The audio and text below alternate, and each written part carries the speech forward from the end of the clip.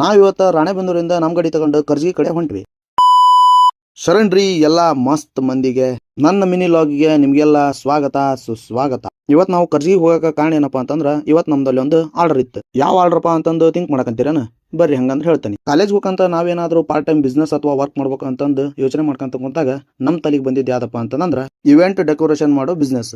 ಈ ಬಿಸ್ನೆಸ್ ನ ಚೂಸ್ ಮಾಡ್ಕೊಳಕ ಕಾರಣ ಏನಪ್ಪಾ ಅಂತಂದ್ರ ಈ ಬಿಸ್ನೆಸ್ ಬಗ್ಗೆ ನನಗ ನಮ್ಮ ತಮ್ಮಗ ಮುಂಚಿಂದನೂ ಒಂಚೂರು ಗೊತ್ತಿತ್ತು. ಹಂಗಾಗಿ ನಾವಿಬ್ರು ಸೇರಿ ಈ ಬಿಸ್ನೆಸ್ ನ ಸ್ಟಾರ್ಟ್ ಮಾಡಿದ್ವಿ. ಇದಕ್ಕೆ ನಾವಿಟ್ಟಿದ್ದ ಹೆಸರು ಏನಪ್ಪಾ ಅಂತಂದ್ರ ಸೆಲೆಬ್ರೇಷನ್ ಟೈಮ್ ಇವೆಂಟ್ಸ್. ಈ ನಮ್ಮ ಇವೆಂಟ್ ಗೆ ಸೆಲೆಬ್ರೇಷನ್ ಟೈಮ್ ಅಂತ ಹೆಸರಿಡಕ ಒಂದು ಕಾರಣ ಐತಿ. ಅದೇನಂತಂದು ಮುಂದೆ ಬರೋ ವಿಡಿಯೋ ಒಳಗೆ ನಾ ಹೇಳ್ತೇನೆ. ಇವತ್ತಿಗೆ ನಾವು ಈ ಬಿಸ್ನೆಸ್ ಸ್ಟಾರ್ಟ್ ಮಾಡಿ 8 ತಿಂಗಳಾತು. ಇವತ್ತು ನಾವು ಕರ್ಜಿಗೆ ಹೊಂಟಿದ್ದ ಡೆಕೋರೇಷನ್ ಮಾಡಕ.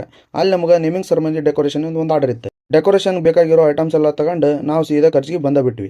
ನಾವು ಡೆಕೋರೇಷನ್ ಮಾಡಕ್ ಸ್ಟಾರ್ಟ್ ಮಾಡಿದ್ವಿ. ಇವತ್ತು ನಮಗೆ ನಮ್ಮ ಕ್ಲೈಂಟ್ಸ್ ಹೇಳಿದ್ದು ಗೋಲ್ಡ್ ಮತ್ತು ವೈಟ್ ಬಲೂನ್ ಕಾಂಬಿನೇಷನ್ ಒಳಗೆ. ಕಡಿಗೂ ಡೆಕೋರೇಷನ್ ಎಲ್ಲ ಕಂಪ್ಲೀಟ್ ಆತು. ಇದ್ರ ಫೈನಲ್ ಲುಕ್ ಹೆಂಗಿತ್ತು ಅಂತಂದು ಹೋಗಿ ನೋಡ್ಕೊಂಬರ್ರಿ.